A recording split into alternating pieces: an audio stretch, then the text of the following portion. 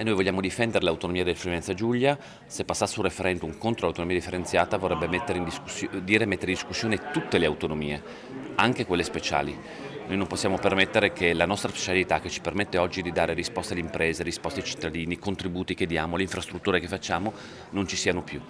Chi utilizza in modo diciamo molto speculativo dal punto di vista politico il referendum contro l'autonomia differenziata oggi sta giocando col fuoco sulla pelle e sulle spalle dei cittadini del Friuli Venezia Giulia. Con queste parole il presidente della regione Massimiliano Federiga ribadisce il concetto espresso già ieri nell'aula del Consiglio regionale dalla maggioranza di centrodestra riguardo alla legge Calderoli sull'autonomia differenziata e la richiesta delle opposizioni di un referendum abrogativo su tale norma. La maggioranza si è dimostrata compatta in tal senso, scansando i pericoli di una perdita di autonomia e il paventato squilibrio che si potrebbe verificare a livello nazionale. Un altro tema che il governatore ha affrontato oggi è quello della riorganizzazione della base di Aviano e il possibile esubero di 44 lavoratori. No, ma stiamo già lavorando su tutte anche queste diciamo, criticità lavorative che ci sono. Fortunatamente abbiamo un sistema forte di grosse crisi di Friuli Venezia Giulia, oggi di fatto le abbiamo risolto, le stiamo risolvendo tutte, ma ovviamente dobbiamo mettere il contributo regionale anche su